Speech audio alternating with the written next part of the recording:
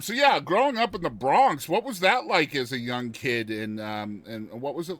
Yeah, Yeah, it was great. I had just had a bunch of friends, and as we got older, me and a couple other friends kind of like splintered off, and we got into music, and we started playing guitar, and um, it was really beneficial to have somebody come up with you and like somebody to bounce off of and hang out with, and talk music and play guitars. My good friend Tommy Melfi, and as we got into guitars, as we got older, we got into the rock, more of the rock side of things, obviously, and I kind of started going to Grateful Dead concerts. I really loved their playing and their wow, jamming back in the day. yeah. But I also started to really pay attention to the Southern California sound, the Eagles, Laurel Canyon stuff, Linda Ronstadt. And as I started listening to Linda Ronstadt, I couldn't help notice this great voice behind her singing harmony.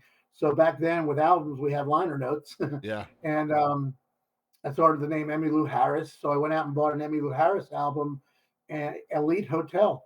And I put that album on, and I've been a country music fan ever since. It's so funny, man. Like the liner note stories when it comes to songwriters, man, it's so apparent with everybody I talk to. Like, really the deep dive into the music, right? And then you end up Yeah, being that liner note person yourself on cuts, you know.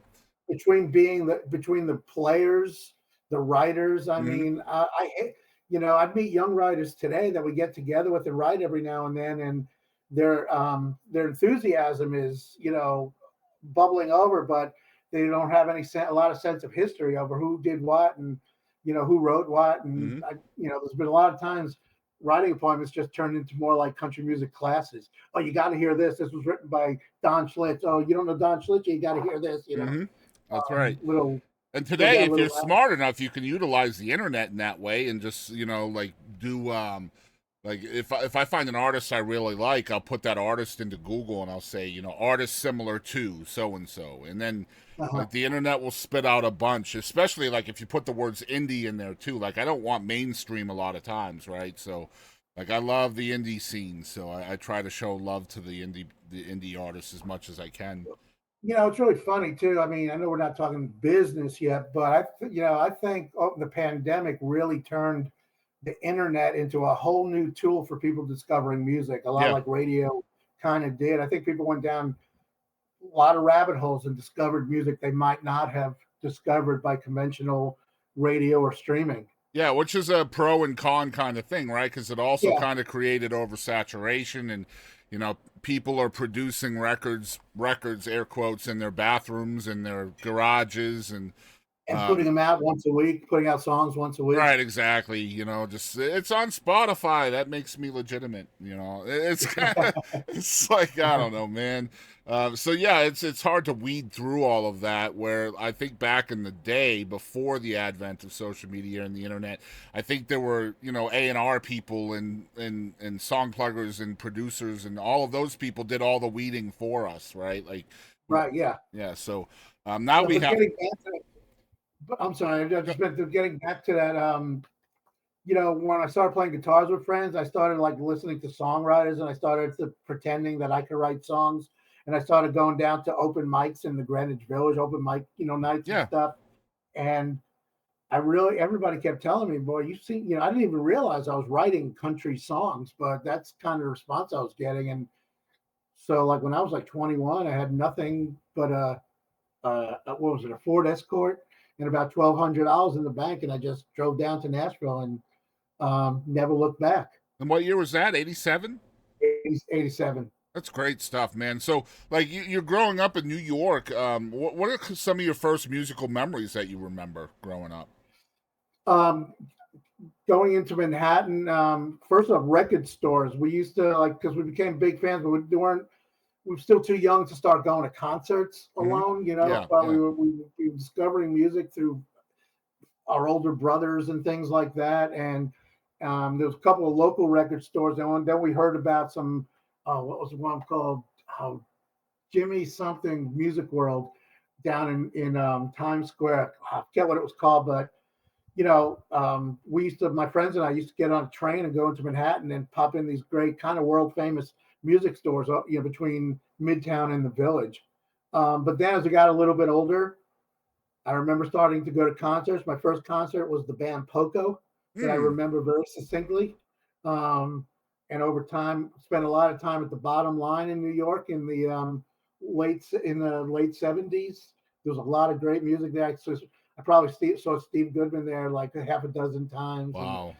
Brian used to come a lot, and so I mean, I really came up in a really good time, and it was possible to get into these places, because it wasn't, you didn't have to mortgage your house for a concert ticket. Right. It was easy to get in. I mean, the bottom line, what was it, $5? And there was also a place called, this was in the other end, upstate in Long Island, a place called My Father's Place Hmm. in Roslyn, Long Island, and every like up and coming artist, that was a place you play, and it was easy for us to get to living in the Bronx. So I mean, I saw Bruce Springsteen in a club like that, Mm.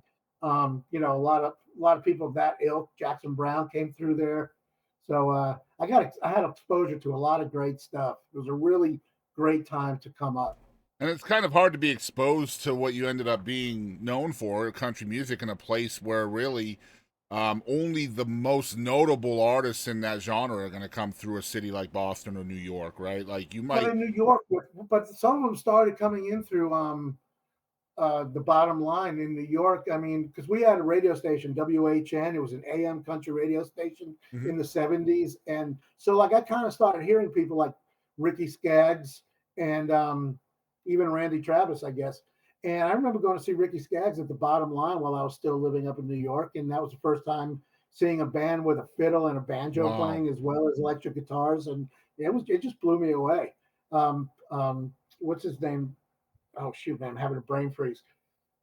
Bill Monroe and his band and Doc Watson, they played the Bottom Line a lot, so I got exposed to the bluegrass side of things as well. That's good stuff, man. Because like, it's always cool to see where an artist and a songwriter came from musically, and just what their upbringing was. What was family life like for you as a youngster?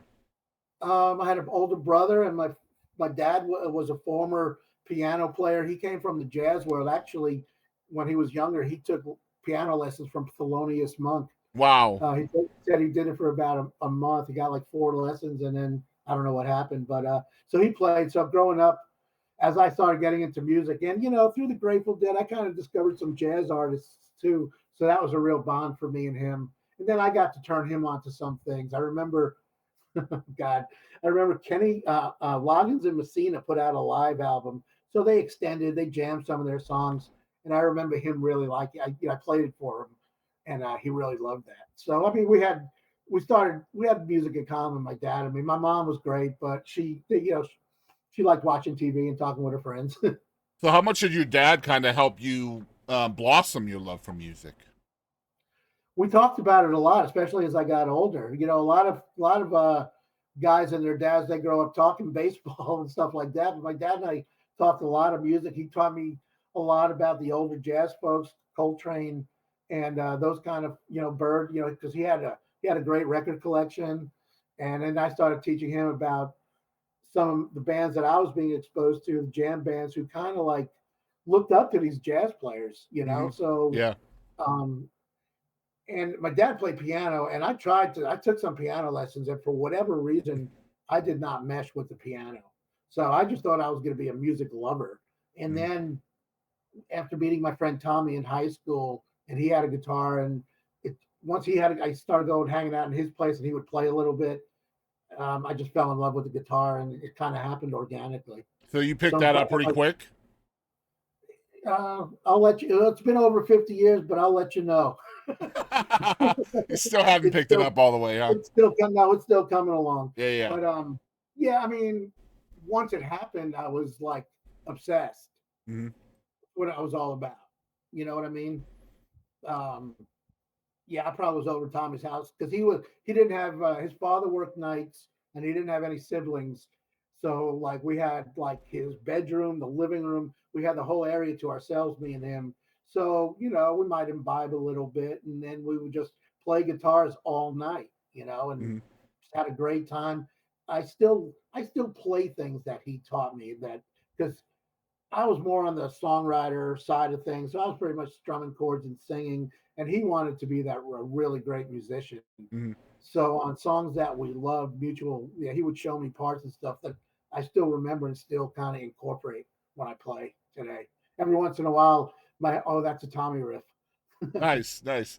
It's good to have that foundation, right?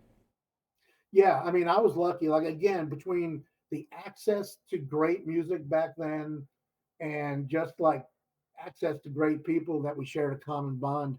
Again, like I said, I just came up. I really feel came up in a really good time. Yeah.